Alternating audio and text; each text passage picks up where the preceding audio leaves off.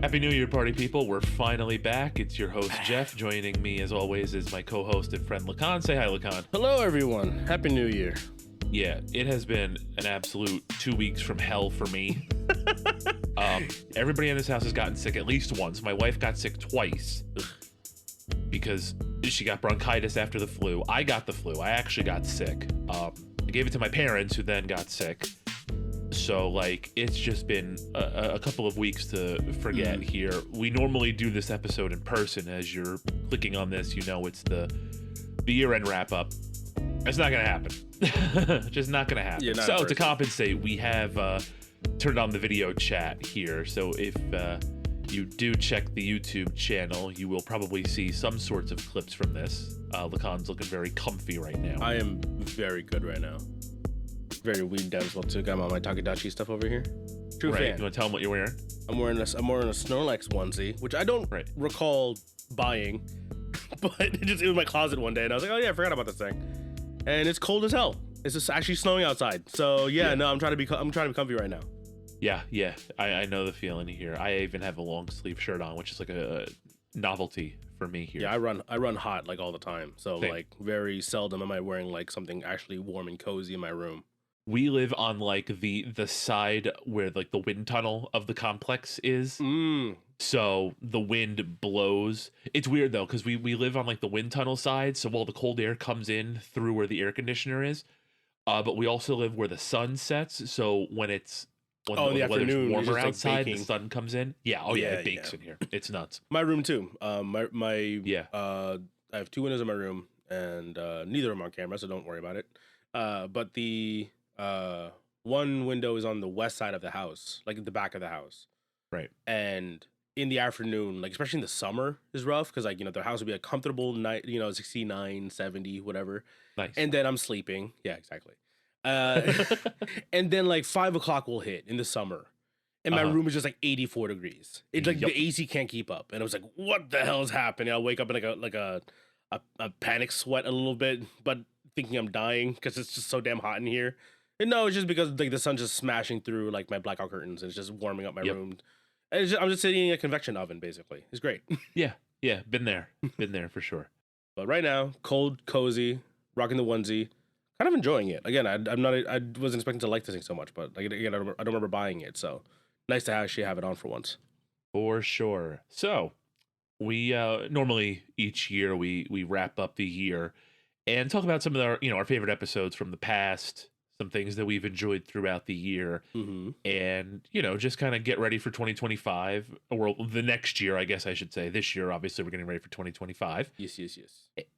And so I think a good place to start, if you're ready to start, that is, will be to talk about your favorite episode from this past year. Okay.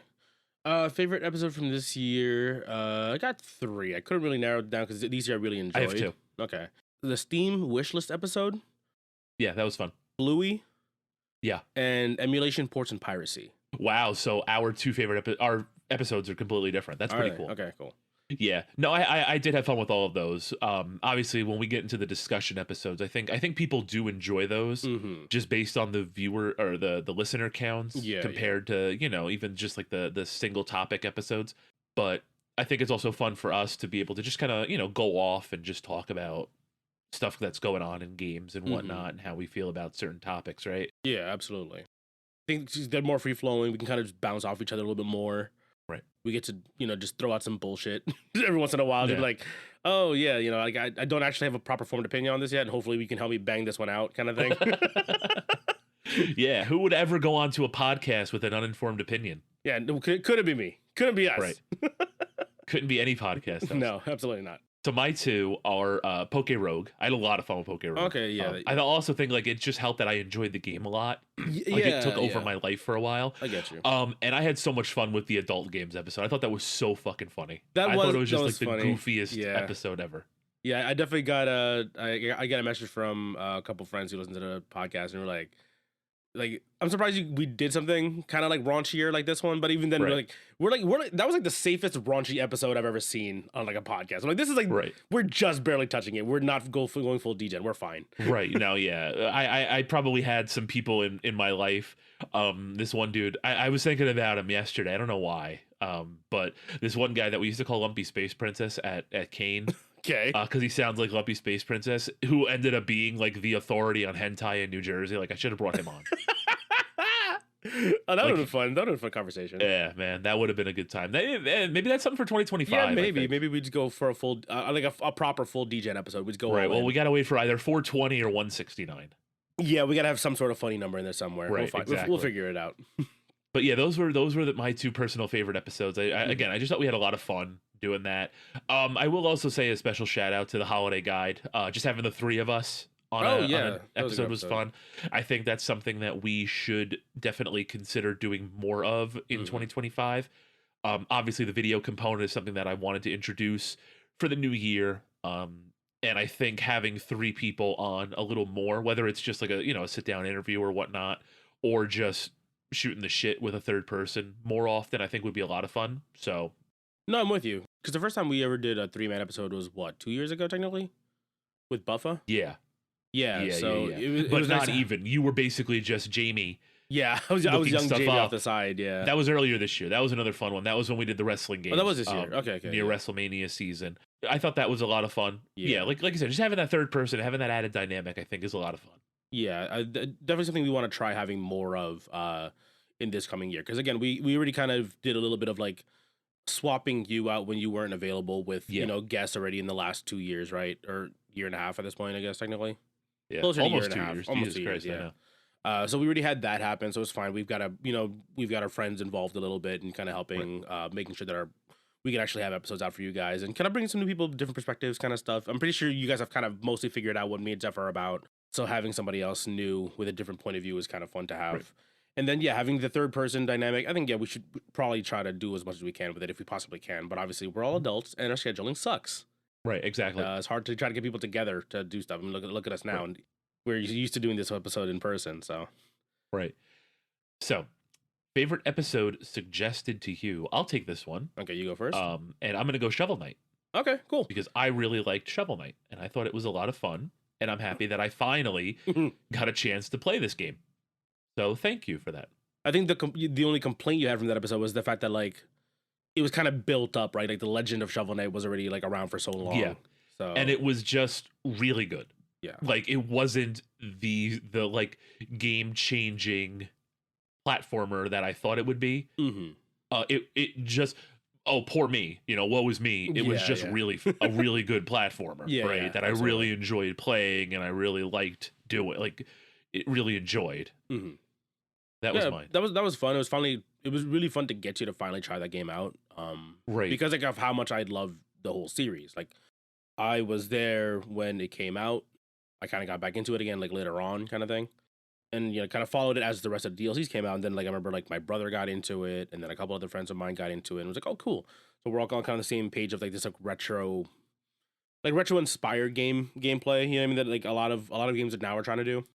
All I can think about when you were saying I was there is Jesse the Body Ventura being like, I was there, Shivani. I was in Vietnam with the Navy SEALs. I was there. I was an old man. I spent my time. Shivani. I was there at Shovel Knight. I was there when the first DLC came out and I could throw potions. I was there for the Plague Knight, Shivani. I was there for King's Knight. I think we still agree that like Spectre Knight's like the most badass one, right? Of the gameplay. He looks like Shadow the Hedgehog, Shivani. It was super edgy, but whatever. He's fun. No, it was a lot of fun. I wish I started with him instead of King's Knight. Yeah, King's Knight I think is like a slightly acquired taste, I think. Yeah. But it was still fun. Favorite episode suggested to me? I mean, it was already in there. Bluey. That was my personal favorite episode. So like Bluey's become like a comfort show. Like like people have like the Office or like the shows that you kind of throw on in the background when you're doing something. And Bluey has kind of become that, where I'll just toss it on. Especially because the autoplay and all I hear is like it's also become like almost like a timer because like episodes are like 8 to 10 minutes, right? Every 7 minutes you get. And then I hear the editing Lakan here. I'm so stoked that actually lined up between me and Jeff, even with the lag on Discord. That was awesome. It's a good theme, man. That's a really good Yeah. theme. I think I sent you a link to another podcast where they talk about the music and the sound of Yeah. Bluey, which is a really Yeah. fun listen. You should, It is. It helps when you have a dedicated music person of such acclaim as Joff Bush, right? Mhm. To put all that stuff together. I did it. What was it? One of the days I didn't even have my son in the room with me, Mhm. and I just defaulted to YouTube Bluey, and like I just put it on at a muscle memory, and I was sitting there for like a few minutes. And Is I'm it like, on YouTube? oh yeah, like- yeah, they have like compilations and stuff Oh, like that, and okay. full Yeah, yeah. episodes on YouTube. Gotcha. Um, Because I ended up watching and I was it just on like, wait Disney. a second, hold on. Yeah, no, kids television, it lives on YouTube, Gotcha. like Okay. because you just put it on and it auto plays. Yeah. No, that makes So, sense. That's why it's all on there. So I am happy that you got to at least experience this show. Even now, like it's become even more of like a fixture in our lives, and like my Mhm. wife's into it now. So like everybody watches Bluey. He calls for it. My son calls for it by name. Yeah. We have a ton of Bluey toys now, so he always has Bluey around. It's a whole thing. But at least it's like a good show to get into. It's not like he's Absolutely. clamoring for Caillou or something, which is a hard no on any sort of platform. No, Caillou's it's like not. an annoying little shit, right? Yeah. Like, Oh, yeah. Like I've Caillou kind is of the come worst. back on to like watch a little bit of Caillou because I got like friends with young kids, like aside from No. not just you and like some of my other friends and my nephews and nieces, right? And I'm just like, Caillou's a little bastard. I'm like, fuck this Right. guy. So for me, like Caillou is in that tier of like irredeemable shithead kid. Peppa Pig is just kind of like cheeky, but it is kind of like a funny show. Yeah. And it does teach you things about like acceptance because they have like a kid in a wheelchair and Mhm. different, her sibling is younger and is like doesn't really talk a lot because he's still a little baby. Yeah. So there are some positives to that, and the other one is completely escaping. Oh, Curious George is kind of like a shithead too, but it's not his fault. Yeah. It's all the adults around him that fail him. But like Caillou is just like the conglomeration of shitty kid and just irredeemable. So like we don't do Caillou in this house ever. We I will get never you. do Caillou in this house. Good. Do you remember the other? This is another like animal show when we were kids, like the Wild World of something. Of like he was like a worm who drove like an apple car.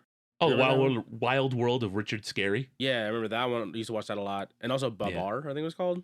Babar the elephant. Yeah. Yeah. Oh, because you had HBO. Excuse the fuck out of me. No, HBO. we used to borrow the VHSs from the public library. Oh, not the Pathmark. No, another bad mark. Switch it up on you a little bit here. Right. Yeah. Ooh, wait. Should I mention? Well, it's too late now. I might just edit that out. Too bad that clip's going online. Just dox Everybody's myself. gonna know where you live, motherfucker. Oh no. No, please don't come by. No, please don't visit me. No. Come by. Fucking run it.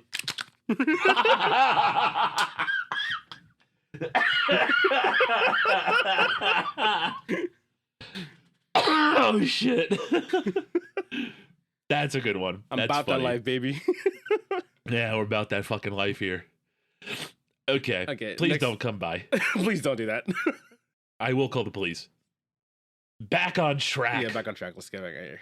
Least reel it in. enjoyed suggestion. I'll let you go first. 'Cause I Okay. want to hear this. I think this one's pretty easy. Rush Duel for me. Yeah.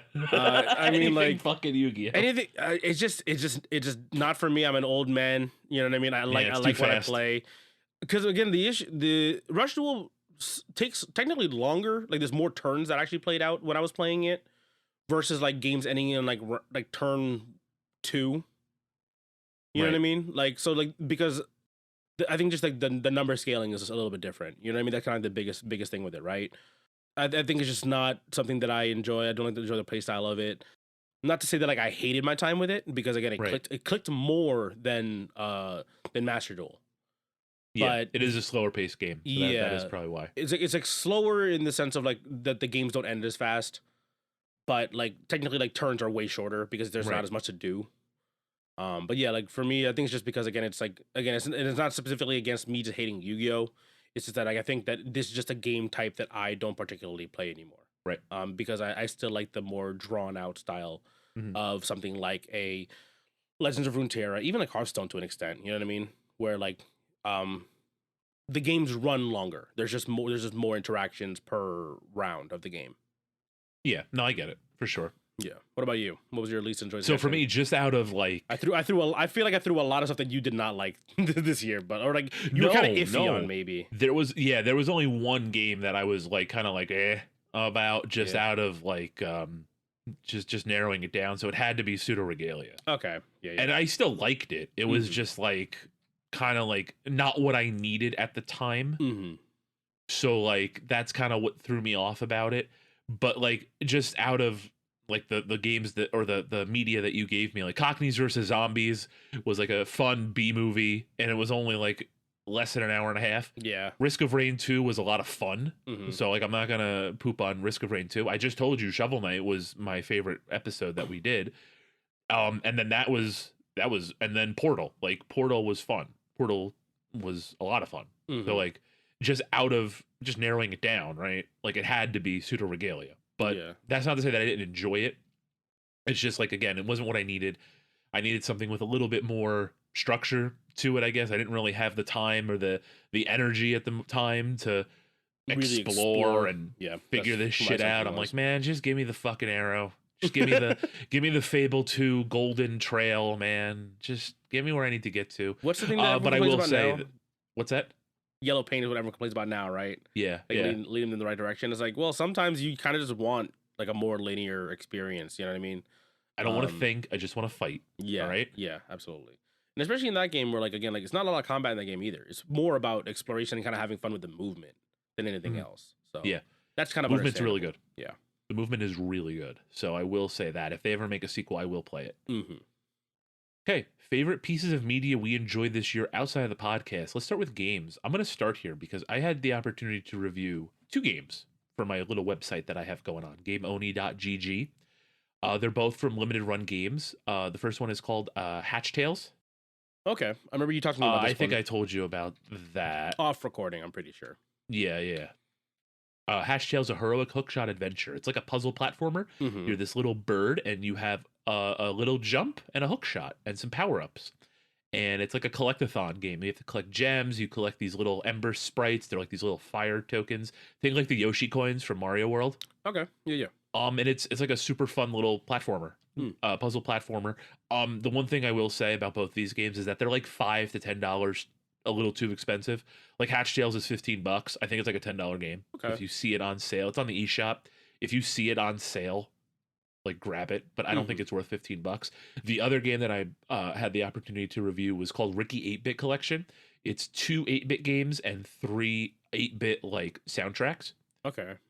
That are like interactable. And I thought that was a lot of fun too. It's just like the one is like a little magical girl game, and the other one is a bullet hell shoot 'em up. Okay, so that kind of reminds me a little bit of like another game that kind of popped off this year, like relatively late, UFO 50. Okay, yeah. Where it's like a collection of like retro style games, basically. You know what I mean? Yeah, they're like NES games too. Like it's pretty cool. It was a lot of fun, but again, that's $20. It's definitely not worth $20. Gotcha. Okay. So like that's Ricky 8-bit. You said Ricky 8-bit Collection. I did the. Gotcha. Here, I did the. I'll send you my. Yeah, because UFO 50 is like what, like 50 games, and like the game's like $25. Right. So it's like you're kind of thinking, okay, cool. So I'm like like. You can break it down that way. It's like, oh no, I'm paying $25 for 50 games. You know what I mean? Like, it's an easier way to kind of break it down versus the 8-bit, where it's only two real games basically. Right. So you're paying $10 for 2 8-bit games basically. And that was like, I think I got this for free. Okay. So you're thinking of it like maybe they drop the price $5, $10 on sale. That's what I'm thinking. Everything is $5 or $10 too expensive. Okay, but that's no doubt because of who owns Limited Run and all of these groups. So I thought they were a lot of fun, especially Hookshot, like Hatch Tales. I thought that was a lot of fun. So if you have the opportunity to give that a shot, definitely do. Yeah, we'll do, absolutely. Okay, so we said we were starting off for games. Yeah, I've got 5 that I really like dropped into this year, and 2 of which are kind of surprising. Balatro, no surprise there. Like that game rules super hard. I talked about how much I enjoy it during the Game of the Year predictions. Yakuza 0. That was like Hmm. that was the beginning of me getting back into single player story games for a while. You know what I mean? Like aside from like Hollow Knight, where I was kind of got back into a little bit earlier, or late last year, earlier this year. But just enjoying and playing like a 40-hour game again. You know what I mean? Hmm. So Yeah, Yakuza for 0 was sure. that, and I dumped a lot of time into that around like midway through the year, around like July. I remember like finally finishing the rest of it off. And Kiwami as well too, because I played Yakuza 0 is the prequel. Kiwami is the remake of the first Yakuza. Um, Half Life Alex, I Mhm. got into this year because I got the PSVR 2. And just kind of enjoying like the closest thing, if not the only thing we have right now, is like a AAA VR title. I guess technically the Batman game is now considered like a AAA title, Hmm. and to be fair, that was very well received. But I don't have that one yet. I have Half Life Alex, and I'm enjoying it a lot. Versus like the other games, which are kind of just like shooting range experiences or mess around in VR type of experiences. This is like a full on game, full story. A lot of interactive stuff with the environment and stuff. You know what I mean? Still, I definitely punched my dresser a couple times because Nice. I've gotten so immersed in the game. You know what I mean? That's like one of those things. And then the last one, this is very recent, is Chernova. So Okay. this one came out, I want to say like a month or 2 months ago, and I demoed it at Anime NYC. Mm, It's okay. it's a 5v. There's multiple modes, so there's like a 5v5 shooter, just like team deathmatch, and then push the payload from like Overwatch, right? Or escort mission, whatever you want to call it, and then 5v5, uh, like attack defend game mode, Counter Strike, Valorant, search and destroy, basically whatever, right? Two bomb sites, and you do that. The biggest mechanic in this one is that you can stringify and turn your character into paper, and you can kind of like you can Mhm. attach to walls like a link between worlds, Okay. and like move vertically that way, and like you can also glide to cover a lot of space really fast. And also, if you're walking around stringified, your character literally turns from being a 3D character to being like a 2D piece of paper. That's funny. And I you like also have that. damage reduction when you're in that mode. So it's like there's a lot of like Nice. mechanically intensive parts to it. Yeah, I've been enjoying it. It's just full of, also very full of waifus and husbandos. It is like it's almost What as really if, matters. yeah, exactly. But like genuinely, it's one of those things where like I was like, this game was fun when I tried it out. We'll see when it actually finally drops, kind of thing. And then I got to like finally play and actually get to like, dive a little bit more into it after just having the demo at Anime NYC.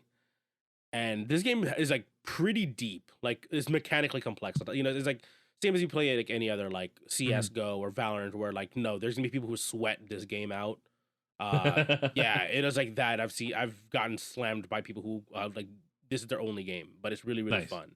And again, kind of like a game that got me back into competitive games, because I've been burnt out of competitive games for a little while too, where I Right, right, was right. only playing like single player roguelikes. So I'm kind of like easing my way back into like single player story games and multiplayer like Yeah. ranked style games again. That's definitely like a gaming resolution for me is like to start playing more single player games again. Hmm. I want to roll some credits this year. Like I looked at all my most played games this year. The only Hmm. one that I rolled credits on was Doom Eternal. Oh, oh man. So like Oh, I got to roll some credits, man. I'm still trying to break my bad habit. I don't know if I've ever talked about this before, but like I have a bad habit of playing games to like 99% done and then Yeah. never finishing them, Yep. because I don't want the game to finish. You know what I mean? Right. I finally did that to Dread, Metro Dread, uh, Breath of the Wild, Yeah. and Mario Wonder this year. Like I Mm. 3 games. I was like I don't want it. I want 100% these games, and I'm like literally at 99%. I'm like fine, I'll finish it. Just get it off my list. So I don't have to Yeah. worry about it anymore. Especially because I got dragged into Prince of Persia: The Lost Crown this year. So I was like, Right. okay, if I'm gonna start at something new, I might as well finish some stuff off, kind of thing. You know Yeah. what I mean? But For yeah, no, sure. absolutely. Next one. I'll start this one, I guess. Next Yeah, that's category fine. is movies. For this year, Deadpool, Wolverine. That was That's an. that's the only movie that I have on my list. There we go. Yeah, no, for good, just a good watch. It is exactly what kind of. It was fantastic. It I was thought it kind of. was fantastic. It staved off everything that we were scared of. I think that we were nervous about, like Marvel and Disney getting a hold of Deadpool. Deadpool. Yeah. You know what I mean? Like it was still a very very fun movie. Obviously very mature in terms of like the amount of violence on it, the Oh yeah. language, how like risque it could be for Disney, kind of thing. No, it's just a fantastic movie. I still enjoyed the hell out of it. Yeah, no, I thought it was great. Twisters, the sequel, I guess, or reboot of Twister. Right. I watched it. I think it was on the plane to Serbia.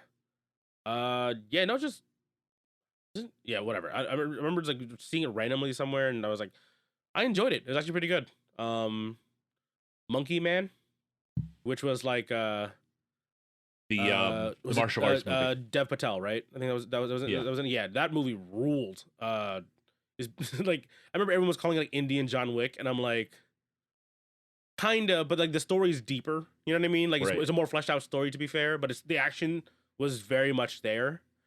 And then Fall Guy, that was the Ryan Gosling John Wick. Ryan Reynolds. Ryan Gosling. Was it? Fall Guy, yeah, because that was the stuntman one.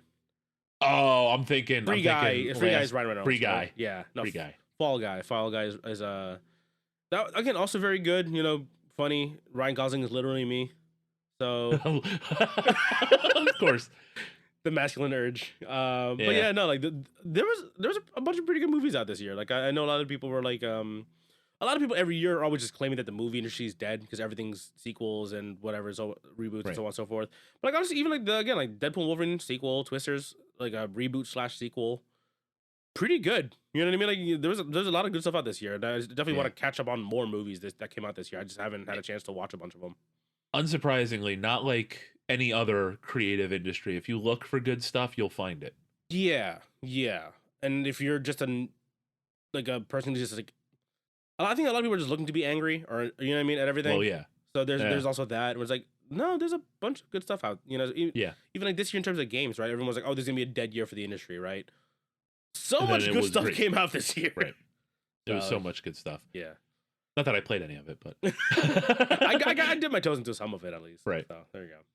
Anyway, show. I have a show on here, and it's Dragon Ball Daima. So for me, I thought that was just kind of not out of nowhere, but it was something that I wasn't really expecting. To get a new Dragon Ball anime, and then we got it, and now it's here, and it's amazing. Like it's so good. Like the animation from Super to Daima is like night and day. It's really incredible how much better the animation got. I can't believe it. So like I'm super excited. I've watched every week. I can't recommend it enough. Whether you're a Dragon Ball fan or not, it is kind of like a contained story. It does really also kind of feel like this is Toriyama saying, like, you know, before he passed, that like GT wasn't up to my standard, so this is basically new GT. Okay. So it really does feel that way, and but it actually captures that like that whimsical journey feeling that GT I think was going for. So like I can't recommend it enough. Okay, cool.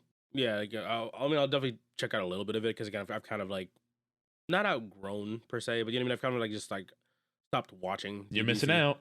I mean, I don't want to watch somebody yell for 20 episodes and then make a little bit of progress. So You're not going to. but, It's definitely not as shonen-y as the other episode, like the other series. Okay, I will say that. Yeah, like I like it's one of those things where like I haven't even seen clips of it. You know what I mean? That's how like when a show is insanely like is a kind of massive, like you'll see clips of it on like YouTube or Instagram or whatever. I haven't really seen anything from it, so I'm like, I wonder if it's actually that big or not. But I mean, from people that I hear who do watch the show, they do speak pretty highly of it. So yeah, I'll definitely check a couple episodes and see if I like it or not. Again, it's one of those things where like I'm not as big into DBZ as much as I used to be. So, but there's just obviously like a soft spot in my heart for the entirety of the Dragon Ball world. So I'll definitely look into something a little bit. Yeah, sure. Shows pretty easy for me this year. Arcane season 2, awesome. Yep. Shogun. I watched it super late compared to everybody else because everyone was watching it when it was happening live on. Was it FX, right? Yeah, FX. Yeah. And I was like, I'm never awake when it's on.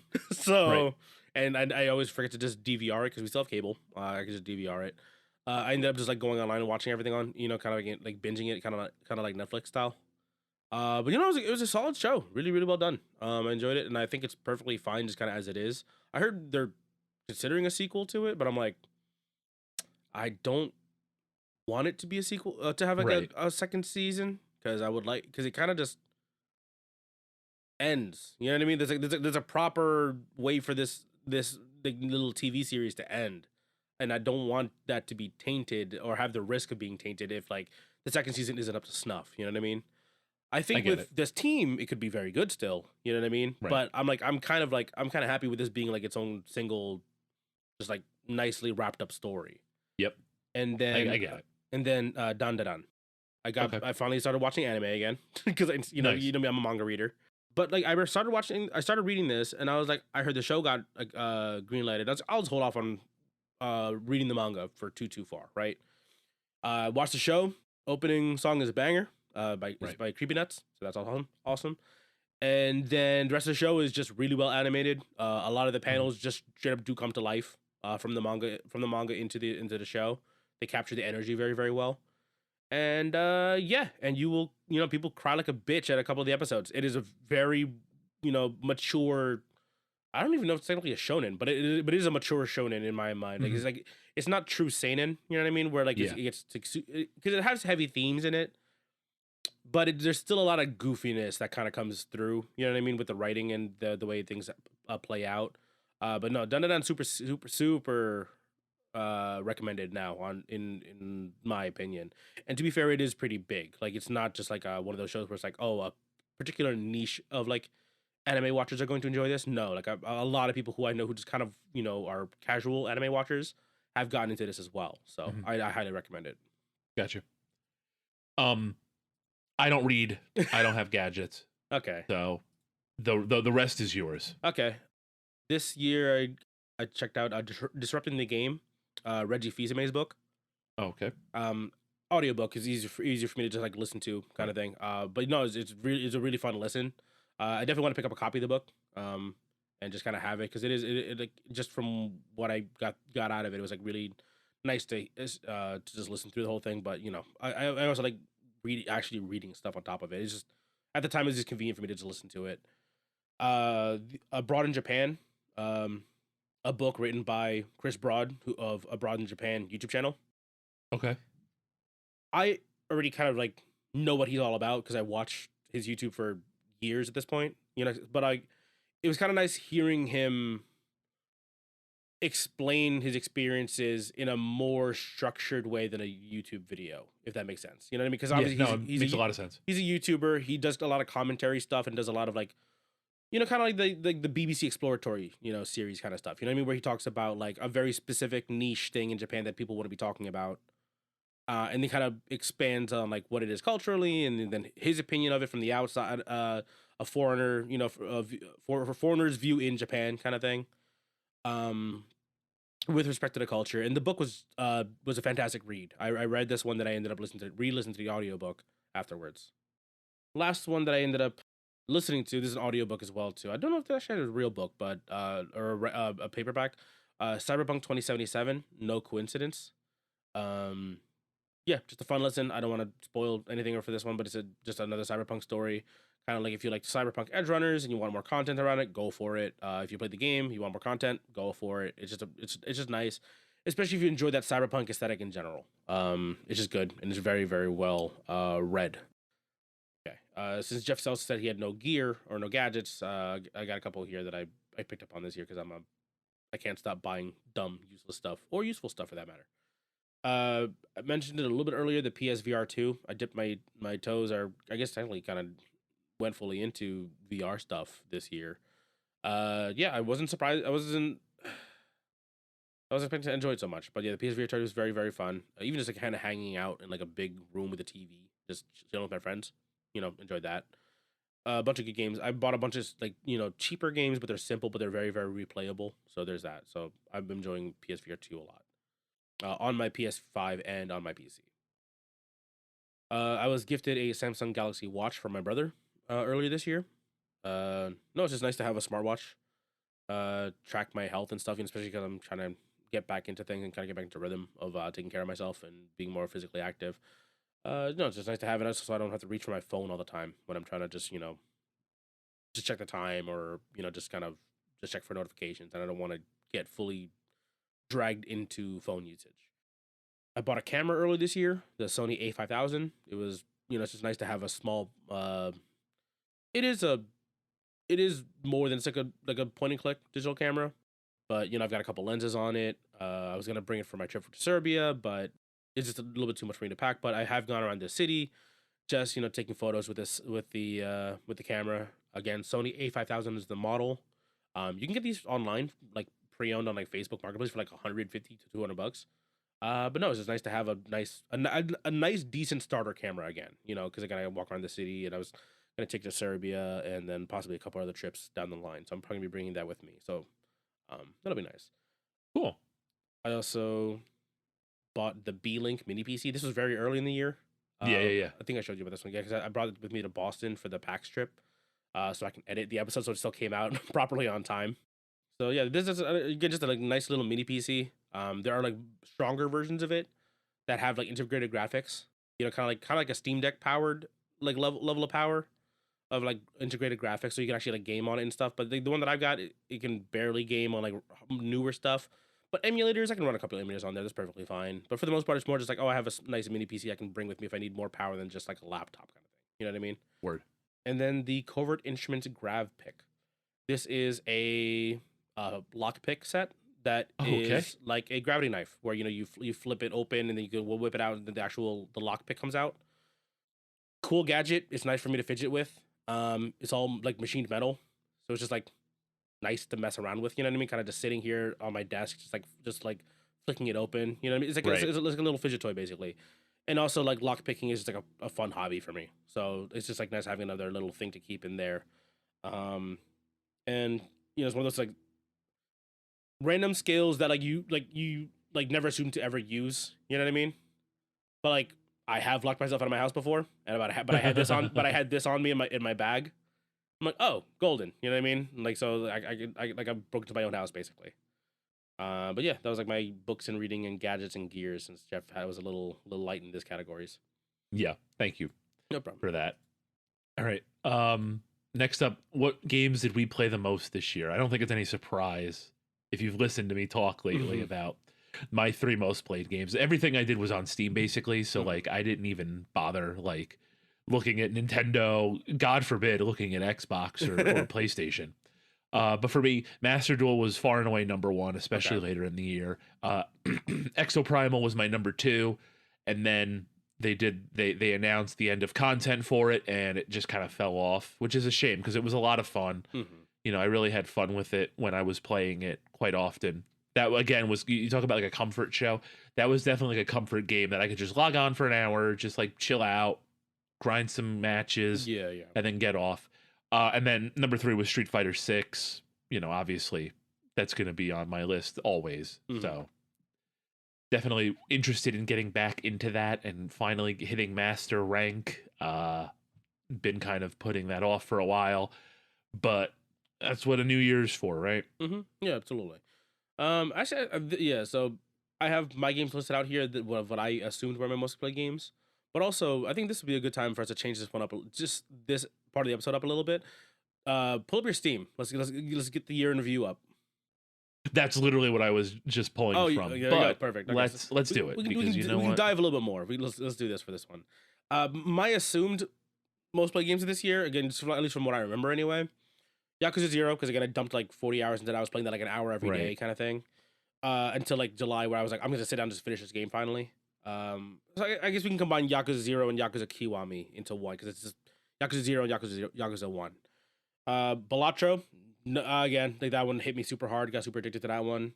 Peglin and Slay the Spire are 2 other roguelikes that I still play a lot of. You know what I mean? Those are kind of like my comfort games as well too, especially because I've got them on my phone.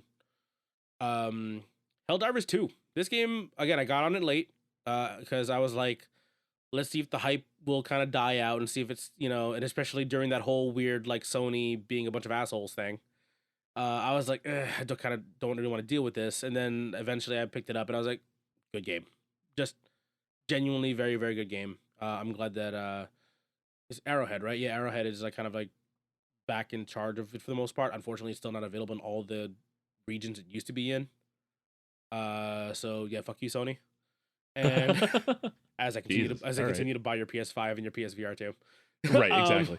I bought them secondhand, so there we go. They don't get any of my goddamn money. Suck it. And Dwarf Journey. This is a simple roguelike that I got on my phone because I was messing a lot with handheld controllers, like the phone controllers. And just having like a backbone or this other like what was it called? The GameSir like X3 controller, like a Bluetooth controller. It's like it just made sense, you know what I mean, to just really play because it's like a 2D platformer roguelike, you know what I Mhm. mean? Yeah, no, it's just really simple to play. It's really fun. One thing that did annoy me though is the fact that it's a paid game, which I did. I paid for it, right? Because it's on Google Play. Right. There's still fucking ads. Yeah. Yeah, that sucks. Ah. That sucks ass. So I like whenever I want to play it, like I want to. It was perfect for like my trip to Serbia, right? Because I was Right. like on when my Steam Deck was starting to run low, and the stupid plug wasn't actually taking my damn like wall wart because it's so damn heavy because it's so big. Not even big. It's heavy. You know what I mean for the Steam Deck. Or the smaller one that I even had, it was still too heavy, right? Just because the plugs are so worn out. Mhm. I had my phone and I had my controller with me, so I just popped it onto my phone, played that instead, and like because I had a battery bank, I could plug the battery bank into the Steam Deck and let it charge without it, not playing, so it actually charges more instead of just like prolonging the life. Right. Right.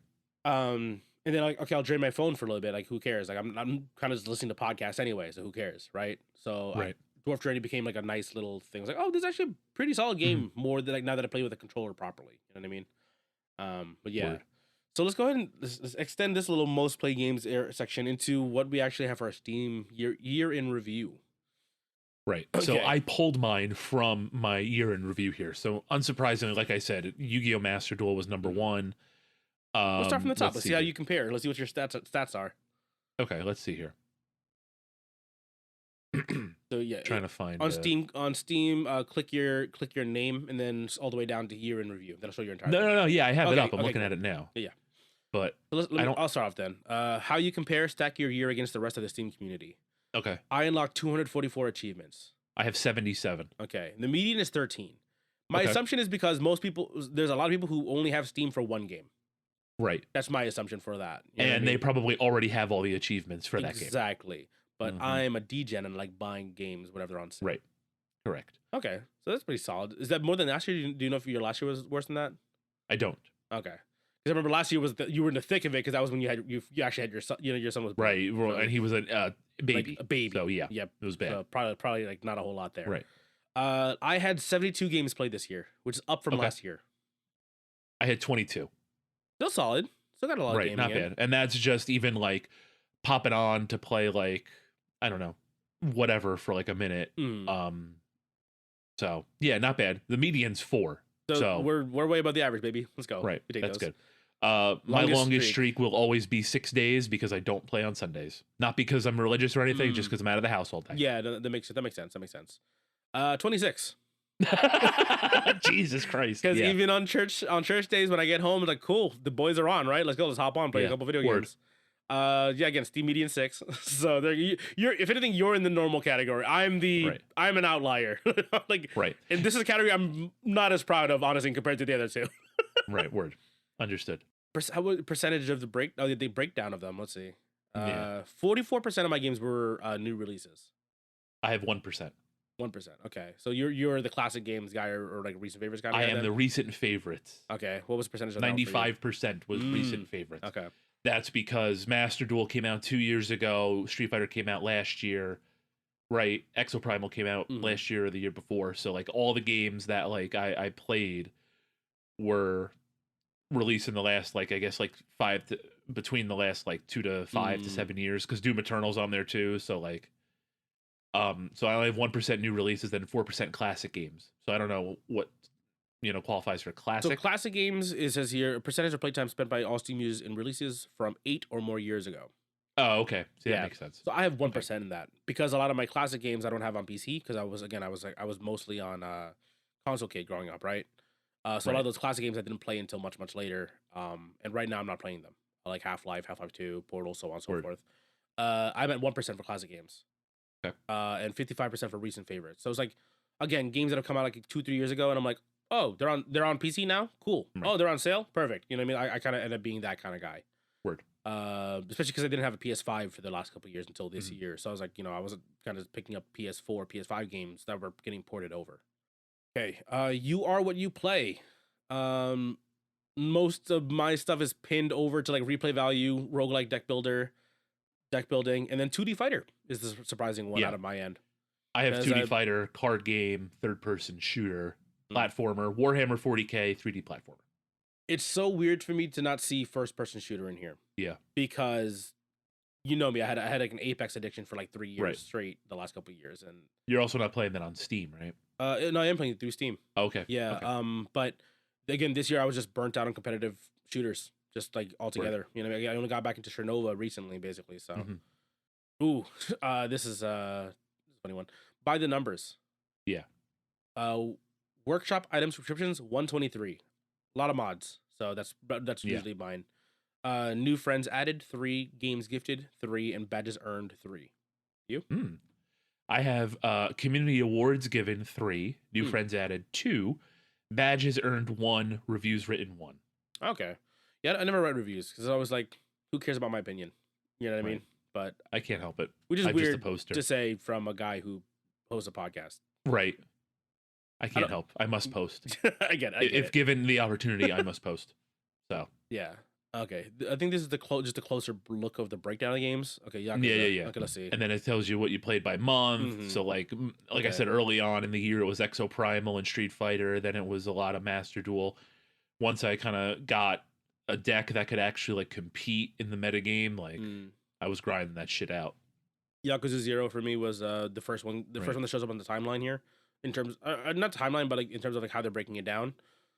14% of total playtime, 41 sessions played in 5-day streak. And again, it was mostly in July, and then August is when I finished it. I started like Yeah. sprinting towards the end of it, so I got hooked onto it. And, like again, 40-hour game, so I was able to kind of blast through it eventually. Balatro, yeah, this is 10% of my playtime, 86 session played. But it's just like, yeah, these games I play very fast, and I lose runs fast, and I win runs fast. So I can see why it's like not as much time technically. Right. Okay. But I have a lot of sessions of it, like double the sessions of Yakuza.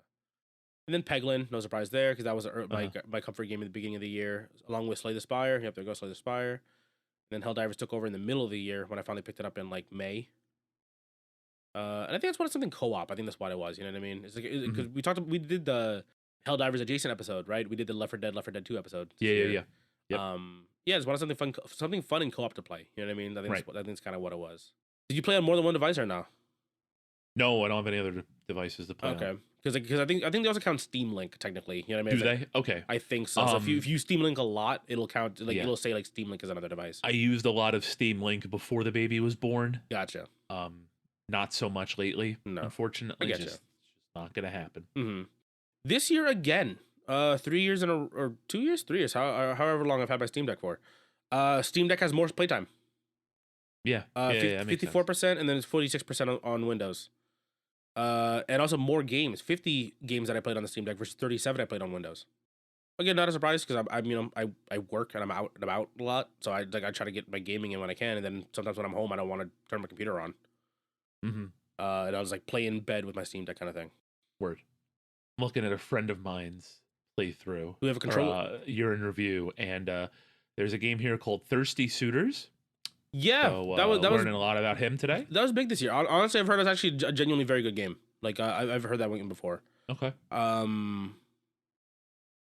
Yeah, I think I heard like rumblings around it or like in like January or something like that about that game. Oh, are you a controller player or are you a mouse and keyboard player? Does it show you on your stats or no? Yeah. Well, I have technically, controller would be for Street Fighter and all the fighting games. Technically, yeah. Okay. So that pops up a lot. Shovel Knight, I use the controller. Pseudo Regalia, I use the controller. So Okay. Yeah. Oh yeah, because it shows for me as well too. Yeah. So 10% of my playtime was with the controller. yeah, Which is 19% of my playtime because it's Street Fighter. yeah. For me, it shows Yakuza, right? Because I'm playing on the Steam Deck and with the controller. When I'm playing in my living room, I hooked it up to TV for a while. Under Night in Birth 2 this year. Yeah. Fight stick. 22%. Yeah, or fight stick. Street Fighter 6, same thing. Fight stick. Yep. And then Pseudo Regalia, Tasso Machi is like a 3D platformer that I played, stuff like that. And that's it. I feel like this is a little bit less in depth than the last Probably year's is. one, but Because they probably laid people off, so it can't be. It's like Spotify's. Spotify's is bad because they laid so many people off. So you got your shitty oh, this was your era. So yeah, it happens. But yeah, I got a decent stretch here. Yeah, though. we did all right. Yeah. Here, I think. Not bad. All right. I played a lot. Okay, Okay, next category. What are we at now? So biggest surprise and something I'd recommend Mm. for me kind of folds into one and the same. So if you have different ones that you want to do, feel free. But basically, my biggest surprise is just because they arrived at my doorstep. Basically, were those two Switch games that I played, Hatch Tales and Ricky 8-Bit. The other one is Marvel vs. Capcom Infinite and Beyond. So I don't know if you've heard about this, and this is something that I recommend to anybody who likes fighting games, especially Marvel Infinite, which is a really fun game that was plagued by, unsurprisingly, like a poor budget and just a rush development cycle. Okay. So the YouTuber Maximilian and a few other people, I follow the developer on formerly Twitter. I don't, I'm not on there anymore, but I did follow that person that did a lot of the video work, or like the edited the models and whatnot. Basically, Marvel vs. Capcom Infinite and Beyond is like a fan patch for the game that changes the visuals, it changes the music, and really gives this game a new coat of paint that it desperately needed. So for me, I loved Infinite, right? I loved Marvel Infinite. I thought it was a really fun game. It just looked like it was somebody's project from like a high school programming class. The models looked like shit. The UI looked like dog shit. UI looked like I made it, and I have no programming experience. Like that's something that I could have made. The music wasn't great. The voice acting was really bad. A lot of the characters had voices that didn't really match them. So what Maximilian and this team did was they came together and updated the visual styling so it's like a cel shaded kind of look. They updated the music, did some throwback tracks from Marvel 3 and Marvel 2, which I thought were really cool. Updated a few of the stages even, and updated a lot of the UI and stuff. They also made some gameplay changes, right? So like Soulstone isn't as completely broken as it used to be, just because you get a new character, you get your character back basically from the dead. So they did a few balance changes there, a few tweaks to bugs and glitches that were in the vanilla version of the game. All in all, it's a lot of fun. I had the opportunity to knock around with it a little bit right before the new year hit, and it is definitely something that I'm going to be putting a lot of time into. So for me, that's kind of my recommendation. And it was something that came out of nowhere, kind of. Max just like dropped the video one day. And it's like, hey, this is what we've been working on, and it's a graphical update for Marvel Infinite, and it makes the game look really nice and really playable. So it kind of came out of thin air for me. And again, as somebody that really enjoyed Infinite, like I had a lot of fun playing Infinite. I didn't think it I mean, it definitely earned the shit kicking it got, because it looked terrible, and it just, you could tell that there wasn't the polish necessary for a title like that. But the gameplay was fun, and that was really all that mattered. Unfortunately, the community didn't really grow the way it should have, but now I think people are coming back to it because now it has that coat of paint again. So there's kind of like my both biggest surprise of the year, because again, like I said, it just kind of appeared on my timeline, and then it's something that I recommend to the audience for sure. Word, because that was actually my question. I was trying to figure out a spot into it to interrupt you if I needed to, but you actually answered it anyway for me. That okay. I remember this game having a very bad reputation. Yes, it did when it first came out. Because it came out 2017. Yeah, so this came out at the height of MCU mania. Yeah, and this came out after Marvel vs. Capcom 3. Way after Marvel 3. So this was supposed to be Marvel 4. That came out. Well, Marvel 3 came out in 2011 the first time around. Yes, this came out in 2017. So this is like right in the middle of the MCU being like. And let me just look it up. I want to make sure. Basically, right? 2017. Right. So this would have been around like Infinity Wars, I think. And so this is Homecoming, Doctor Strange, Ragnarok. Endgame is 2018, 2017. Infinity War is coming out. Okay, so so this makes sense. Basically, what they did was they took out all of the X-Men. Yeah. So because Marvel and Disney at the time didn't know the X-Men, and that's where you got the famous Combo Fiend quote, the functions, where Magneto, the fighting game characters are functions. So if you like Magneto, you'll like Captain Marvel, because she has the same function as Magneto, but no, you like Magneto because it's Magneto.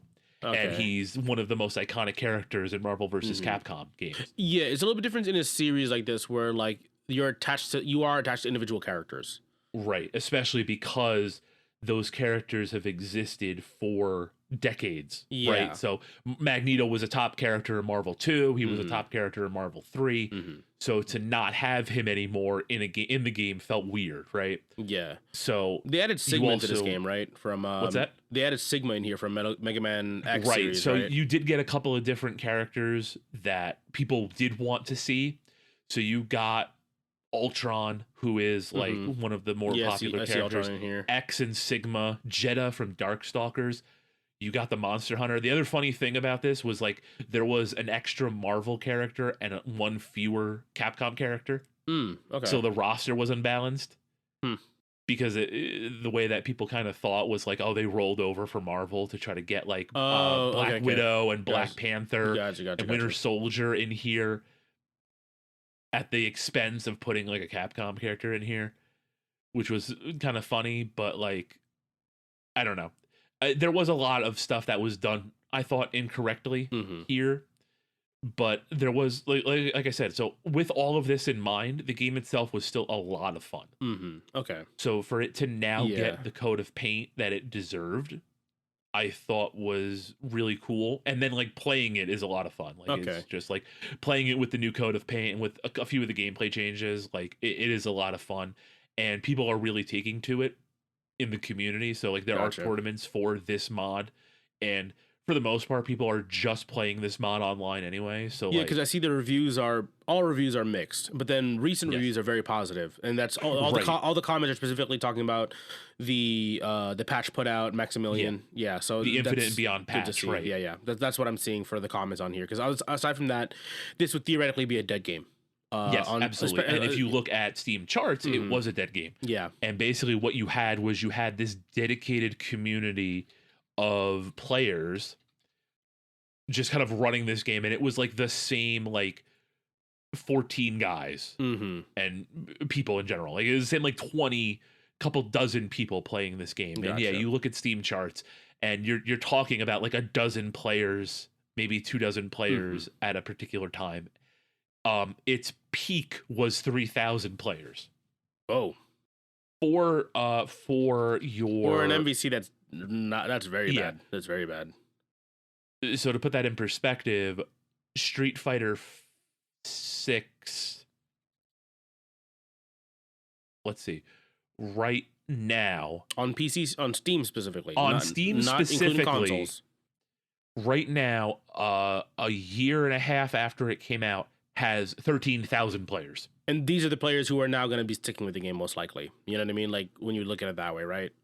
Right. So you figure Street Fighter 6's all-time peak was 70,000. Obviously, people are going to like drop off and here and there. The casuals fall off, and then the people who stick on a little longer, and then after that, even more of those people who stick off longer. Now we're talking about like only serious players for the most part, right? Right, and then like when DLC comes out, you're gonna get a bump. A spike, or like when a new season comes out, you're gonna get a bump because you're gonna get the balance changes and whatnot. Yeah. But you figure Marvel 3 and Street Fighter 4 were the pinnacle of fighting games, and there was a point where Marvel 3 overtook Street Fighter 4 as like the game. Yeah, I do. And now you're talking about, the latest release in the series only having 3,000 people at peak because of how poorly it was received. You remember the whole Chun-Li model scenario? Yeah. Like I said in my monologue there, let me pull this up real quick. Let me. It looked like I remember it was bad, but I don't remember exactly what it was. Let me see. Oh yeah, no, MVC she Infinite. She did not look like Chun-Li. Let's see images. Yeah, no, it just does not. Like I understand they're trying to do like a stylistic thing going on, but like there was already clearly like a nice shift already from Street Fighter 5, I think, around this time, right? Like you could have used I think you're right. So I think this was... They could have used that model or a modified version of that model in the first place, honestly. This looks really weird. Like her eyes are really deep set in her face, and like it looks like she has bags in her eyes in like a weird way. You know what I mean? Like it's, the face proportion is weird. The other thing too, I think that hurt Marvel Infinite was that Street Fighter 5 was so poorly Received as well, too. accepted as well. Yeah. So like your back to back of Capcom fighting games, which had just had a decade run at the top, Yeah. were Street Fighter V and Marvel Infinite. I think that was what really hurt it as well. So, Yeah. Yeah, because around this time is when I stopped great. playing. Again, I didn't play Street Fighter V much at all. No. I didn't play Marvel vs. Capcom Infinite at all, actually. And I had jumped over to Unist because of it. I wanted something fast. I wanted an anime fighter, and I think around when did DBZ Fighters? When did Dragon Ball Fighters come out? Dragon Ball Fighters 2017 as well. 2018. 2018. Okay. So that was the Marvel replacement. Yeah. So when Fighters came out, it was the Marvel replacement. Yeah. So you saw a lot of the Marvel players switch over to Fighters. Mm-hmm. And I went full anime fighter into Unist. And I did too. This was my top game until Street Fighter 6 came out. Yeah. Basically was my main game was Fighters.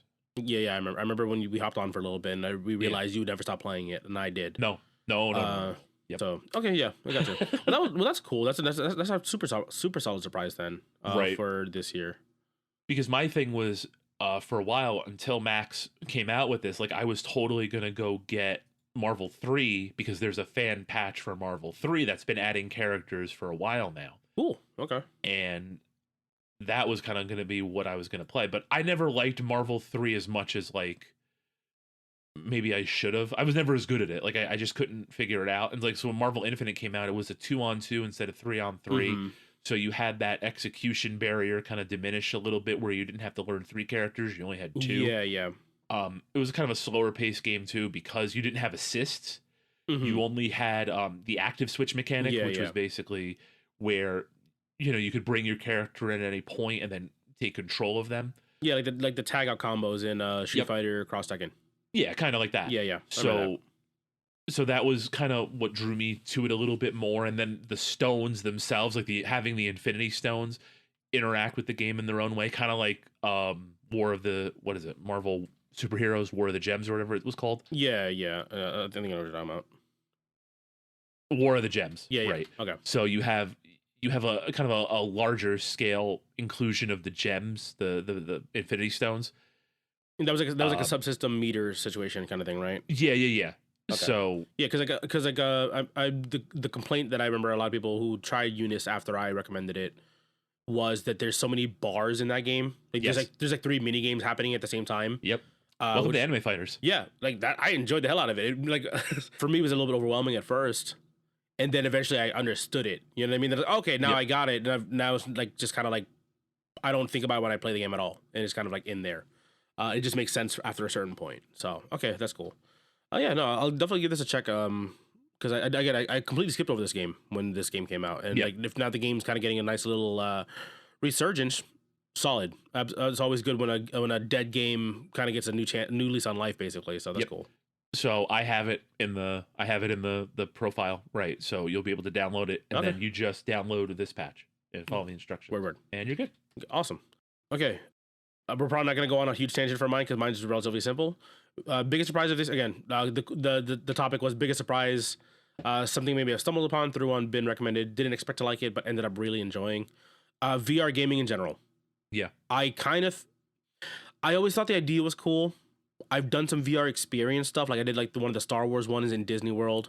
Like, where you put the helmet on, the backpack on, and you get the blaster, you get to walk around like, like a spaceship kind of thing. You were doing the stealth mission from like stealing the plans basically from Darth Vader. You know what I mean? Mm-hmm. That's cool, because you're essentially in a big warehouse. You know what I mean? You get to walk around 1-for-1 space kind of thing, right? Right. And I was like, VR, like if you have to do the whole setup, like have a room dedicated to it, kind of thing, to have all the space.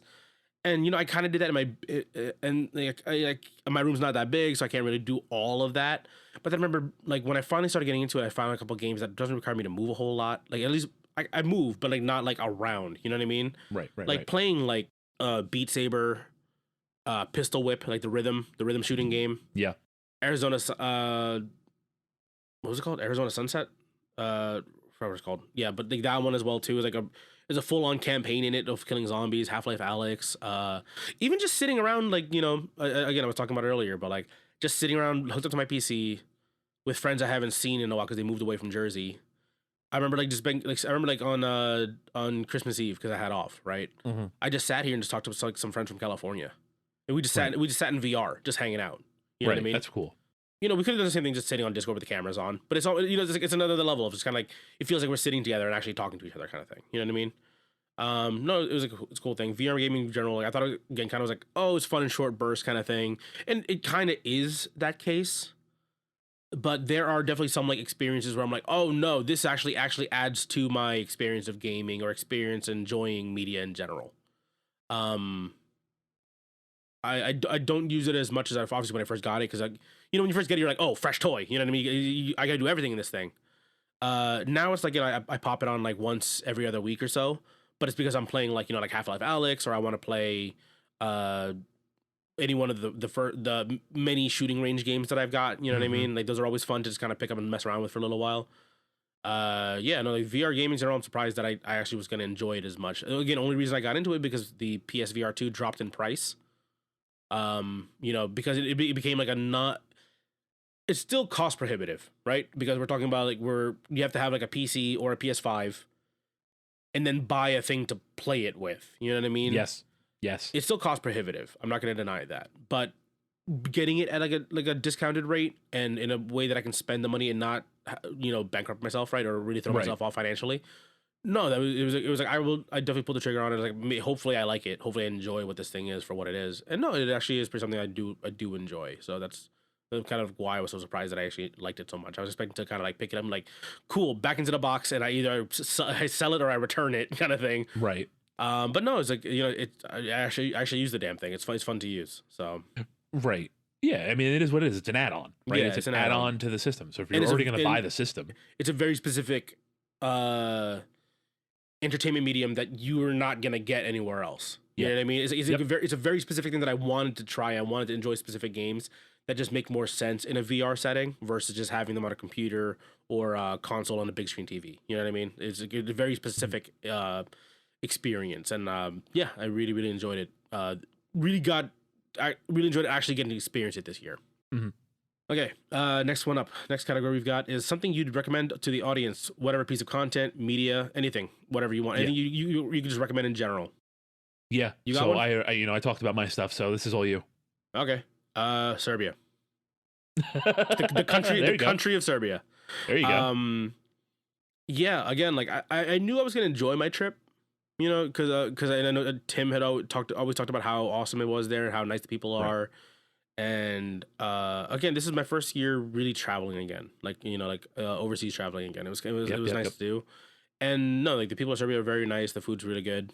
A lot of history obviously over there too. And again, like I get to hang out there with some friends, you know, friends from the friend crew. You know what I mean? And getting to go out internationally, Right. that was like a big It deal is for me cool. this year. So it was like, and again, like, and I have a lot of friends who travel internationally, but they go to, you know, and it's perfectly fine because obviously you go wherever you want, right? But like I have friends who go to like, you know, have gone to like Thailand, gone to like Philippines, Japan, South Korea, Spain, France, the UK, anything, right? Yeah, sure, that's awesome. I want to go to the places too. But I think like Serbia is one of those places that like, and especially from like Tim, you know, from Tim's wife's words, where Serbia is a country that is kind of overlooked in terms of like tourism.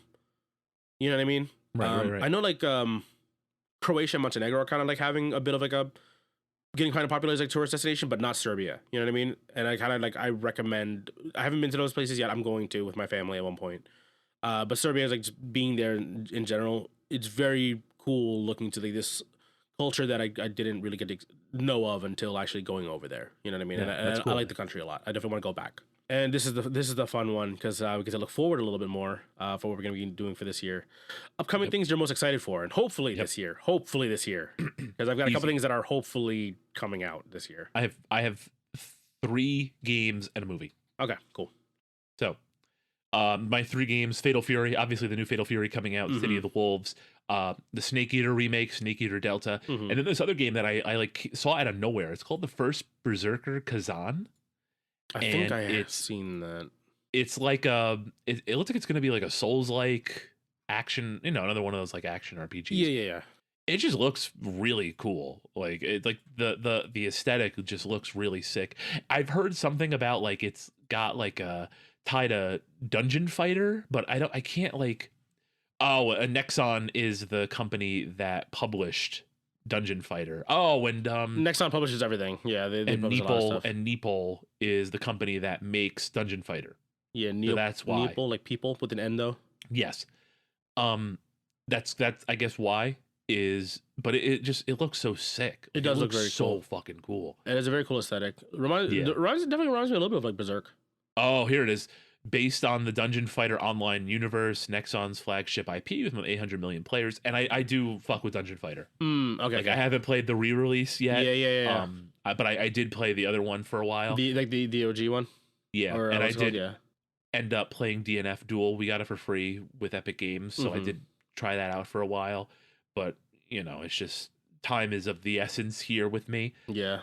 But it just like this game just popped on my radar and it looks so cool, and I'm gonna buy it. I'm gonna buy it when it comes out. It looks so sick. Yeah, this is really cool. Yeah, DNF Duel was also a fun little thing that I got into last year. It is definitely fun. I wish I had more time for it. I wish I had more time for DFO. It's one of those games that's like is balanced because nothing's balanced. Which is the best. Which is to me is chaos. I love it. But yeah, this looks sick. Definitely adding this to the wish list. And then the last movie for me is the FNAF 2 movie. And then so that's it. That's it for me. So for my things that I'm looking forward to, again, hopefully this year, Switch 2. Yeah, that's a good one. I didn't think of I that. understand a little bit now why Nintendo was so hard to crack down on Nintendo Switch stuff. Because they said that the console's supposed to be backwards compatible. Again, kind of plays into that rule that soft rule we have, right? If the game is available, just buy the game. So I understand now a little bit why they were so adamant on cracking down on emulation shit. So again, I'm fine with it. I'm just looking forward to like new hardware because the hardware when it came out was outdated already. You know what I mean? Yeah. To be fair, they go for experiences, not for graphics, right? To be fair. But yeah, I'm looking forward to this year. Rift of the Necrodancer. It's the Guitar Hero-esque style rhythm game, right? It goes top-down style. Yeah. It's still a rhythm roguelike. That one I feel like you might enjoy that one more because it's something more format-wise you would enjoy in terms of like a rhythm roguelike because it's, wait until it lands at you and then you press the button. Capcom Fighting Collection 2. That comes out this year. That comes out this year. Or this year currently, right? 2025. I don't remember when.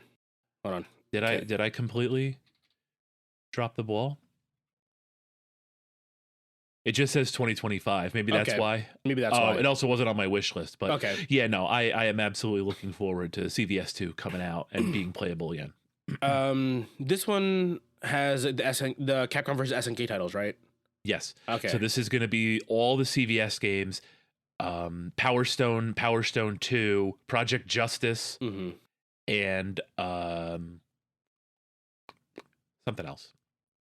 Right? Because it's CVS.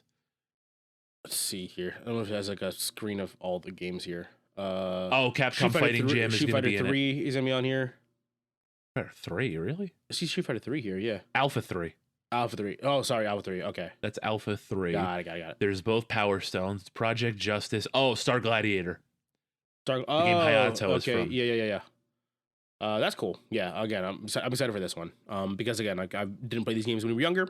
I remember when we did play these games when we were younger. Right. You beat my ass in them because I didn't understand 2D fighters. Nice. But now I can actually try them out and actually try to enjoy them. Doom: The Dark Ages. Man, I forgot everything. I just kept forgetting shit. Yeah, no, that's definitely on my list. That looks super fun. Looks super solid. Ghost of Yote comes out this year. Again, I'm about halfway done now with Ghost of Tsushima because I'm doing all the side missions. I'm becoming that guy where I'm gonna fight Mongol super boss at the end and then just punch him in the face once and he just dies. You know what I mean? I'm gonna have a massive health bar.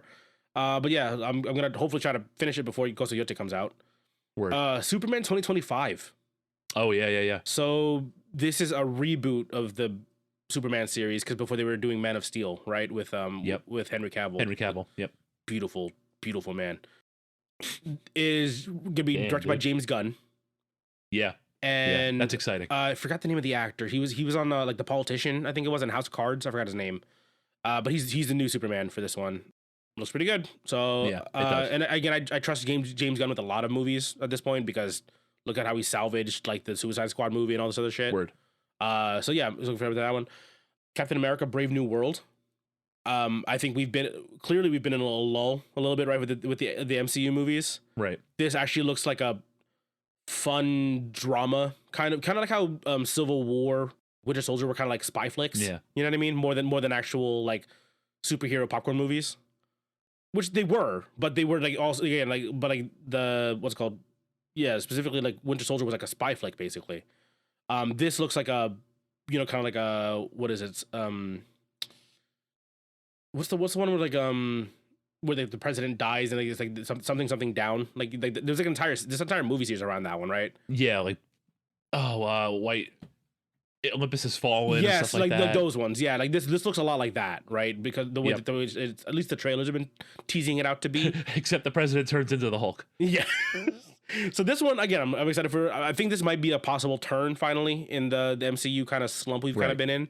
Actually, I still gotta go back to watch the Agatha show. I heard that one started off really rough and then got really good at the end. Actually, so I gotta go back to watch that one.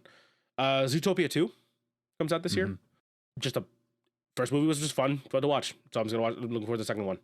I'm not a furry. I just gotta throw that out there. Ballerina comes out this year. Oh Supposedly, the Wick extended universe kind of stuff. Looking forward to it. I have not looked up anything for it. I just want to kind of go in there blind and just enjoy it for what it is.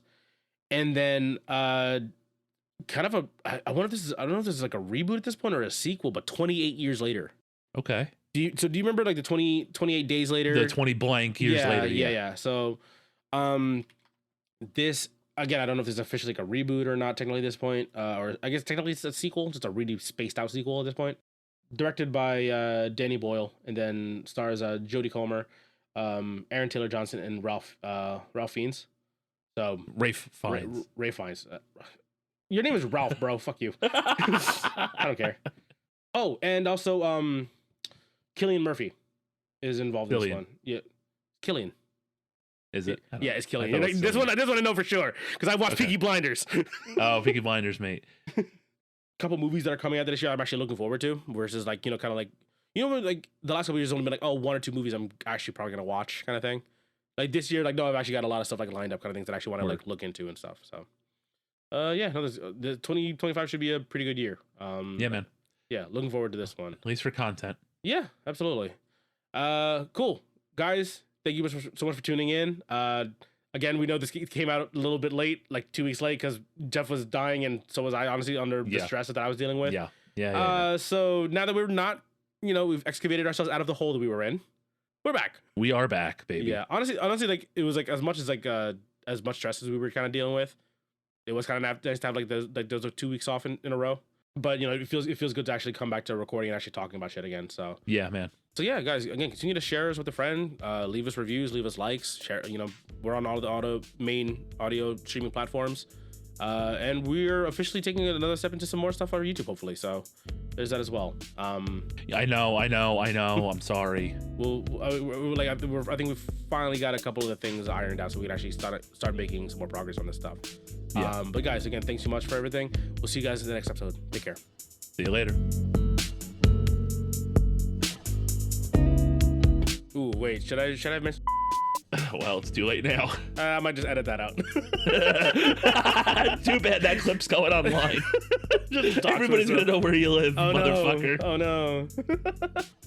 No, please don't come by. No, please don't visit me. No. Come by. Fucking run it.